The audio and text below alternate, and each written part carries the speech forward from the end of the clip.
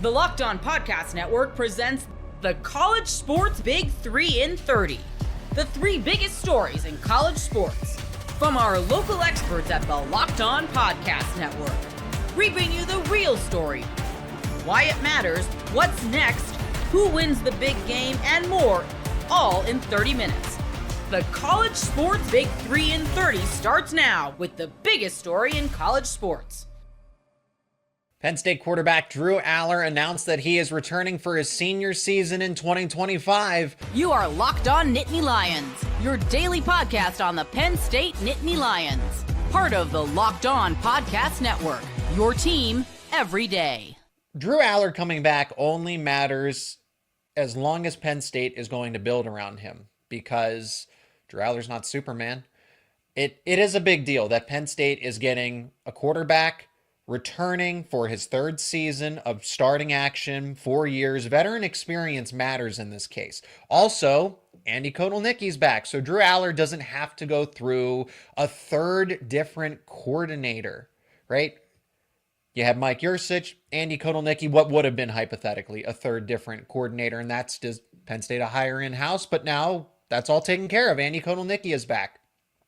So for Drew Allar to return, it is a big deal for Penn State, but it's only going to work. This is all only going to matter if they build around him. Through the portal, it has to be that way. You can fix things through the portal, because I look at it this way. Tyler Warren is leaving. It's still up in the air if Nicholas Singleton, Katron Allen are going to come back. I know Julian Fleming didn't give Penn State a lot of statistical upside, but you're losing one of the smartest minds in the locker room right now from the player standpoint on the roster. So Drew Allar, Trey Wallace, and Amari Evans, they're talented, they're good, they're going to start on this team in 2025, but that is not enough. When you could, at the end of the day, lose your three other biggest playmakers, which are Tyler Warren, Nicholas Singleton, and Katron Allen. Now, some of those boxes are checked off if Singleton decides to return. If you can get Allen back as well. If you get both of them back. But I don't know that that's likely. It's certainly possible, but it's not necessarily likely. So how does Penn State do this? They have to go through the transfer portal. How do you replace Tyler Warren's production? I think of Khalil Dinkins and Luke Reynolds, and eventually Andrew Rapplier when he works his way back. But those guys aren't going to replicate Heisman-like production. That's what I'm trying to get at, is that this is Heisman-like production that you have to replicate somehow, some way. Trey Wallace can give you a solid option at the wide receiver spot, but the collection of them is Wallace, Evans, Reynolds, and Dinkins. Are those four enough to give Drew Allar the supporting cast that he needs to make this offense and take it to a next level? I think the chemistry between Allar and Kotelnicki is a step in the right direction, but that's why adding an elite wide receiver through the portal is so important here. You do have the spring football transfer portal window. There is a chance that Penn State doesn't have to necessarily land a playmaker now, but in the scheme of things, you want them through the winter transfer portal window and not wait. You want to get them acclimated and adjusted to the system, learning the playbook now, because Andy Kotelnicki's playbook is complicated. It is complicated, and we saw what happens with Adante Cephas, for example. This isn't obvious. This is an exception, not the standard. But in the case of Dante Cephas, the reason he struggled at Penn State, for the most part, was because he was not adapting to the playbook.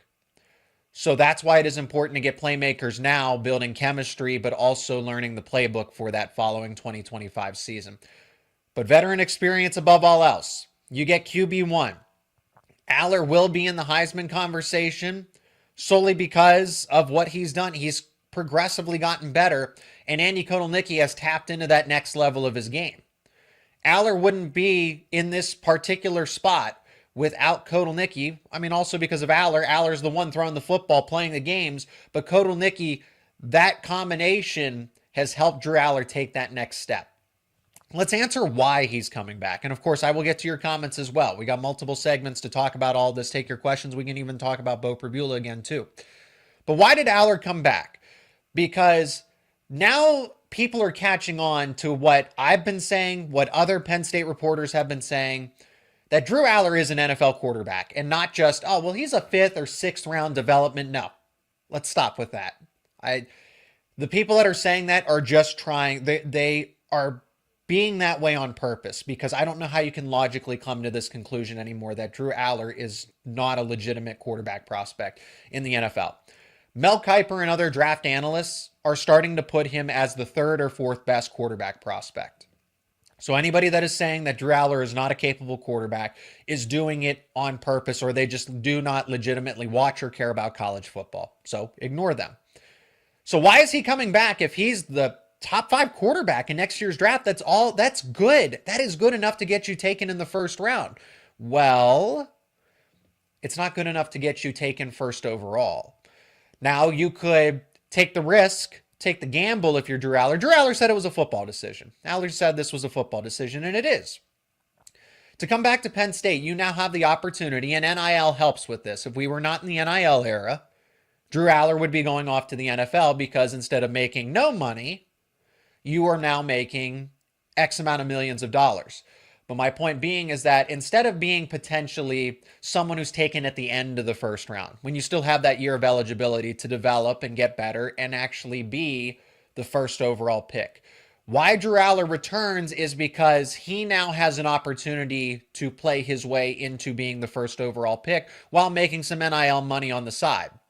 So when you go into the draft and every selection gets an allotted dollar amount, and if you go 30th and maybe the 2nd round, say Drew Allar doesn't have a perfect combine or a pro day, enough for the scouts to say, you know what, this kid is a top 10, top 5 quarterback now.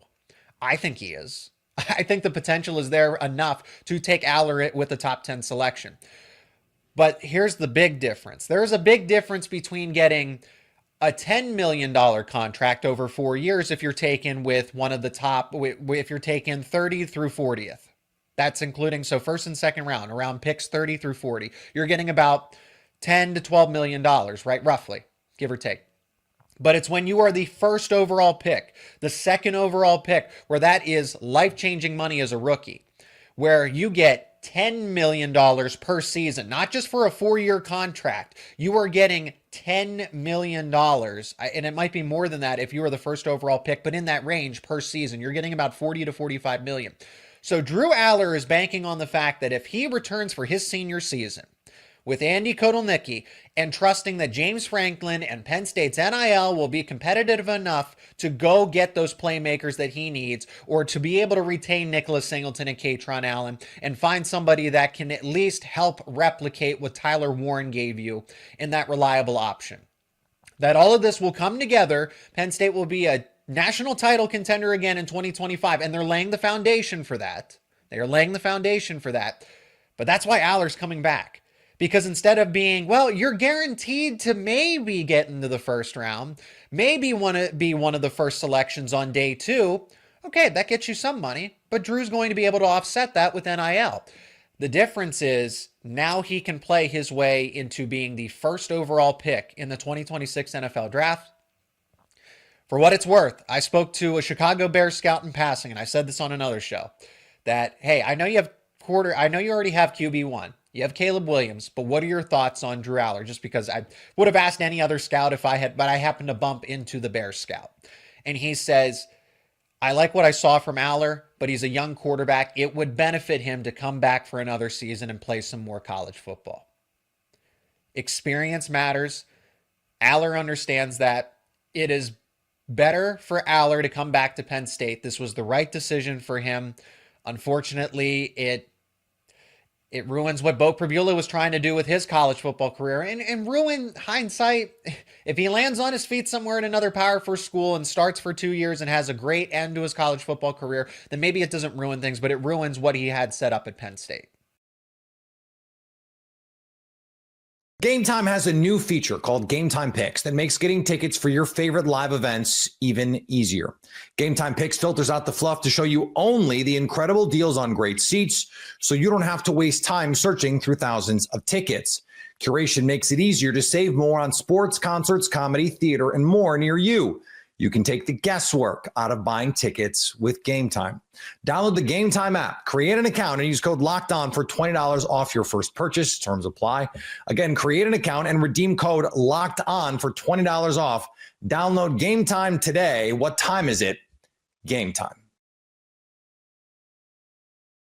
I hope you're not tired of HBCUs hiring ex-NFL players as head coaches, because it seems like Michael Vick is next in line. You are Locked On HBCU, your daily podcast covering HBCU sports. Part of the Locked On Podcast Network, your team every day. Michael Vick is interviewing. He is in discussions. He's in talks to be the newest Norfolk State head coach. And quite frankly, I think that this is going to get done.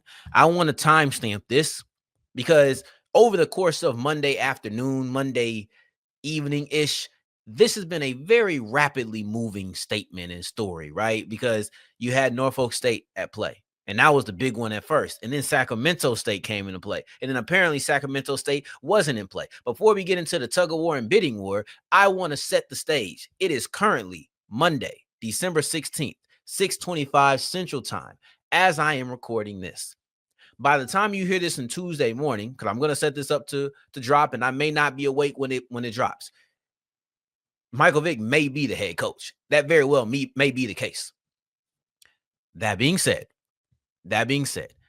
I want to take a look at the idea of Michael Vick as the Norfolk State head coach, because I know that there is a strong opinion about whether or not ex-NFL athletes with no real coaching experience should be able to come to the HBCU level.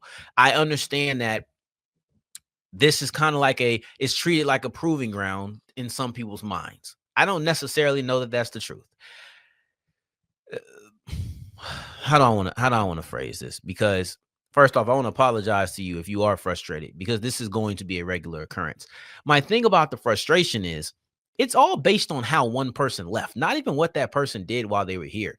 I think that the thing with Deion Sanders is the media firestorm that comes with them, and not the actual output on the field, not the actual those things, right? But if you look at the whole ex-NFL athlete to HBCU head coach, the pipeline been pretty kind. Deion Sanders, back-to-back SWAC championships, Celebration Bowl berths. You're looking at Eddie George, just took his team to the FCS playoffs. Eddie Robinson, I know it hasn't resulted in any playoffs or championships, but I would think he's still doing a solid job. And I think that would be a little bit less of a debate if his quarterback situation was better this year due to health. But we're not here to go into each one of those guys. Maybe we will have that conversation. But outside of those three, I don't think anybody else really fits the mold. Hugh Jackson will be the closest one, but he came in with loads of coaching experience. And I think that's another, honestly, another misconception about the Deion Sanders thing, is that he came in with no expectations or no history, no resume, no experience. That's not true. That's just is not true. And I think the important part about mentioning that is that Michael Vick has a lot of similarities to Deion Sanders. He's going to come with a media firestorm. For all intents and purposes, Eddie George has been really low-key. Eddie Robinson is at his alma mater.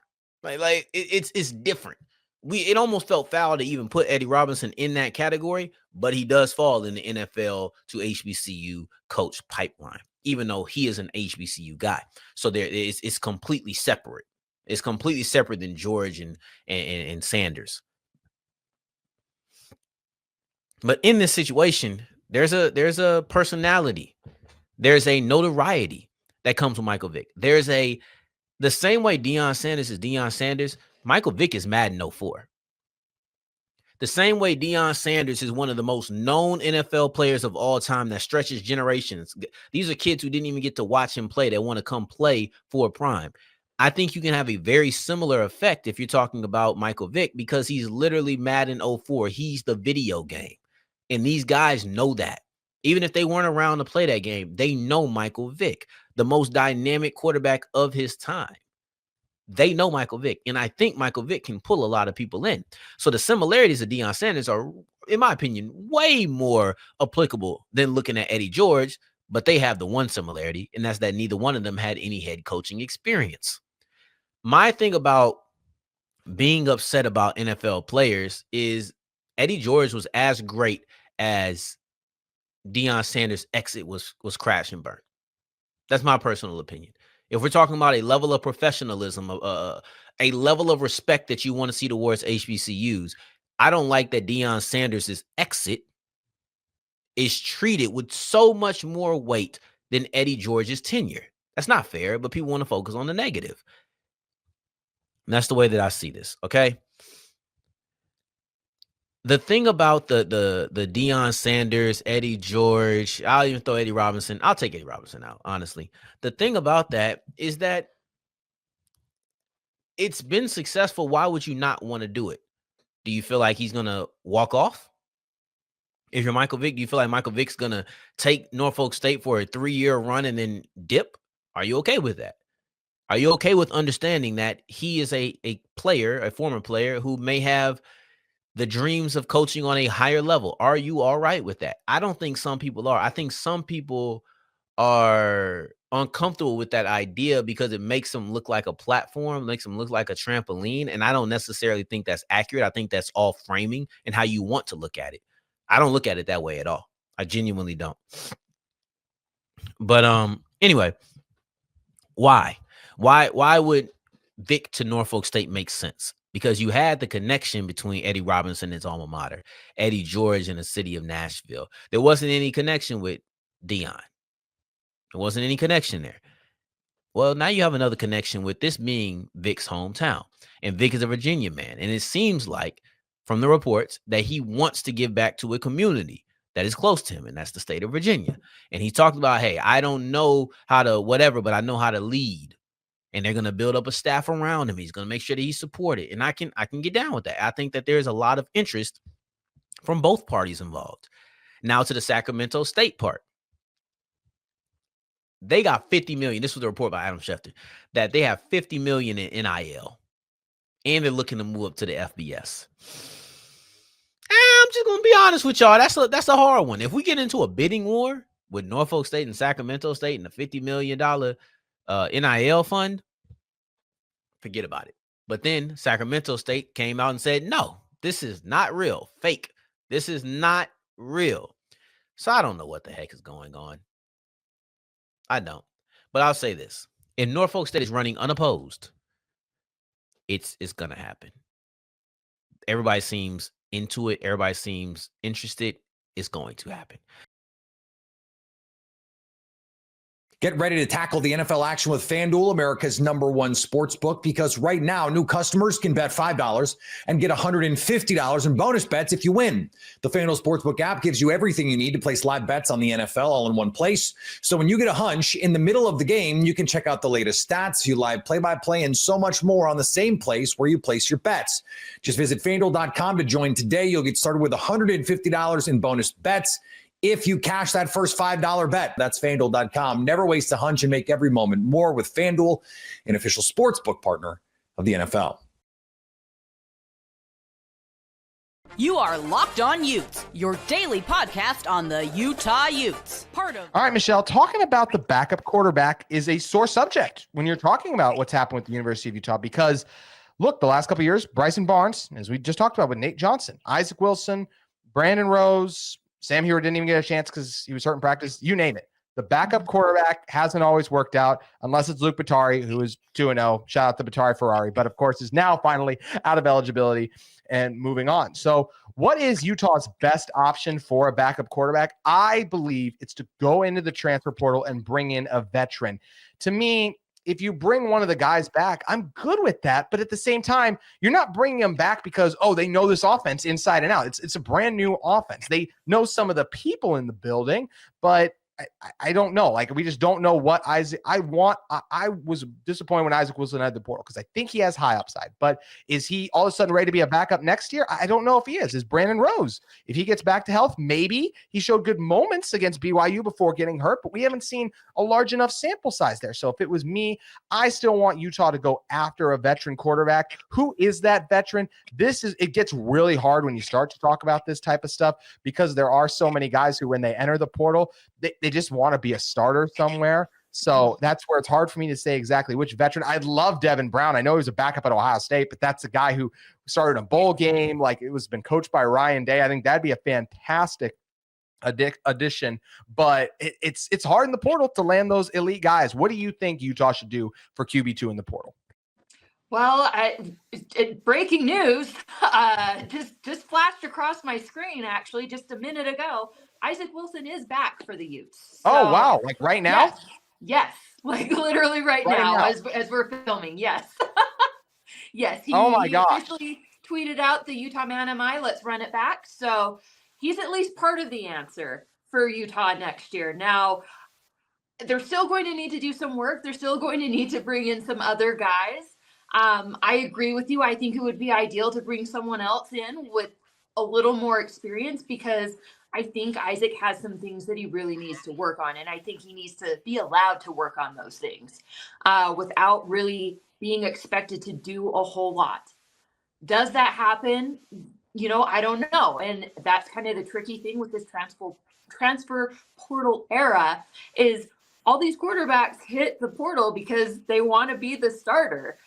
So if you're going to a place like Utah that has Devin Dampier, that you kind of assume he's going to be the starter, or even like last year with Cam Rising again, guys that have that talent and ability, that experience, they're not necessarily going to want to come to Utah or to any school for that matter and sit behind someone else. That's the reason why they left in the first place. So it'll be interesting to watch and see what happens, how they address that. Utah might want to try going to the JUCO ranks and see if they can't bring in a really productive JUCO guy that maybe fell under the cracks because of grades or something along those lines.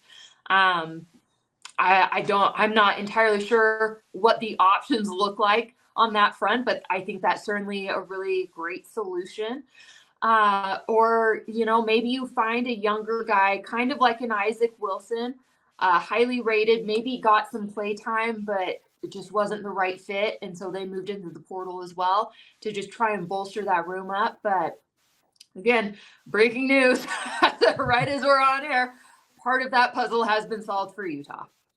And Michelle can attest to this. Before the show started, I was talking about how crazy it can be trying to record just shows, podcasts, do anything right now, because news can change so rapidly. So Isaac Wilson, first of all, I'd like to say this heartfelt thank you so much for waiting until I hit record. We were in the middle of this episode to make that announcement.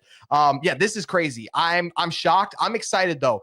I totally agree with you, Michelle. And as was kind of what I was saying even before, right before we knew he was coming back. You still find a veteran. I think Isaac could really use a year to sit back and continue to learn. If he wins the backup job, sure. But the scary thing about that is he won the backup job over Brandon Rose, and Rose kind of just proved to be a better gamer. And it didn't work out. But I still believe in Wilson's potential. This is a 4-star recruit. He had great throws and nice moments on the season.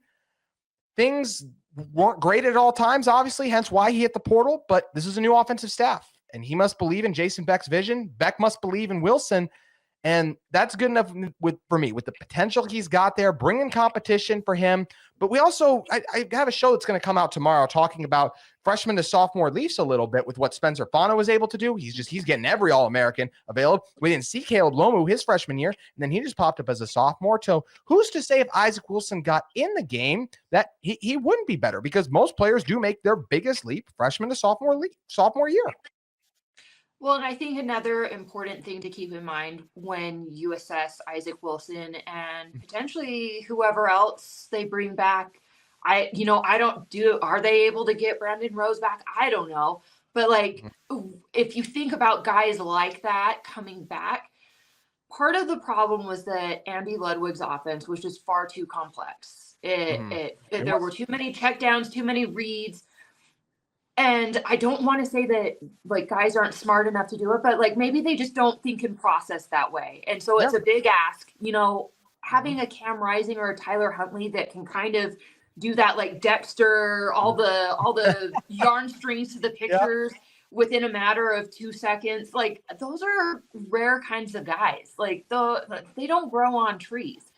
And then especially when you start again considering what this era of football looks like, You have guys that come in for a year or two and then potentially bounce or move on to the NFL. You know, the goal was to showcase that they can be the guy. Well, having an offense that you have to sit for years and kind of master isn't conducive to that. And it's also not conducive to having your backup be a freshman. So I think the easier offensive strategy that Utah is going to be rolling with under Jason Vick might help him out and might also help out whoever else comes in. Again, I know a lot of Utah fans have been a little bit pissy about why is it that Utah always gets the crap backup quarterbacks. I don't think it was really that they were any crappier or worse or better than any other program. I think it really had a lot to do with the system that was being run. And the fact of the matter was that system was not very friendly to guys coming in to be a backup quarterback. Yeah, and it's just tough because I think about like the other situations where sometimes you see a backup do better than a starter, and it's usually because that was a competition. And Utah was never, it wasn't meant to ever be a competition with the Cam Rising era. It's always Cam's the guy, and then if Cam gets hurt, here comes the backup. A lot of the other places where it's like, oh, the backup was better than the starter. But yeah, the backup was brought in because he thought he'd have a chance to start and compete for the job. So it's a better quarterback than just the normal, like, okay, I'm for sure a backup quarterback versus, hey, I'm good enough to be a starter at other places. I'm going to try to compete here and just narrowly lost the job. So yeah, it's different every situation. I like that you brought that up. And look, when you're talking about Wilson's season a year ago, threw for 1,500 yards, 10 touchdowns, 11 interceptions. He did not have a good QBR. It was 31, 122nd, and he struggled a lot. Some of those struggles were at times like, was the play calling always perfect? No. Was the blocking always perfect? No. But I talked about a lot. I did feel like there were several games where the biggest issue with Utah's offense was quarterback play, not always seeing the pocket well, not making the throws. I think about the Houston game. There were a number of just screen, quick throw hitches that Utah was trying to get, and Wilson was missing them. But once again, freshman to sophomore year, that's what Utah is banking at and looking at here. 4-star potential is a big thing. I even think about a guy like Dylan Raiola for Nebraska, who was the freshman phenom to start the year. He didn't end the year very well. So a lot of these guys, not everyone's Trevor Lawrence, hard to win a national title as a freshman quarterback. Give Wilson time and be something that I understand that it's very hard to do, whether it's football or in any aspect of life. And I know I struggle with it a lot too. We got to be patient with these guys. And remember, they are just high school kids. I mean, was Wilson 17? He was 18 this last year, right, Michelle? Like that's really hard. Yeah. I mean, I think that's a big piece of it, right? I think there's some maturity or maturing that has to happen for him. And that's not a knock on him. That's a lot of 17, 18, 19, hell, even like 25-year-old boys or young men, whatever you want to call them. This is coming from, someone that had to try and date them back in the day when I was much younger and coming up. Like, it's frustrating. Y'all are kind of dumb sometimes. You know what? As a 24-year-old boy, I can agree with that. But you know what? Like, eventually you get it, or maybe you don't. But most of you eventually get it, and you grow up and you have these aha moments. And I think Isaac just needs time to be able to do that. As do most guys his age. It's just a thing. It is. I mean, no one in general, usually when they look back at their teenage years or even their young 20s, they usually look back with several regrets and mistakes. Even I do. Yeah. Even I was the chillest, most mild, well-behaved kid. And there's even some things I'm like, whoa, dude, like, I cannot believe you did that. Yeah. You would never now. But I mean, that's all of us, though. But most of us aren't in the spotlight. We get to have those idiotic moments in private. So, yeah. And you know what? I was going to have a major regret about filming this podcast before this news broke, but thankfully it broke while we were on the air. So gotta love that. Thank you again, Isaac. And really excited he's back. As you said, Michelle, and so often too, guys learn from their mistakes. That's something that is so important to bear in mind too.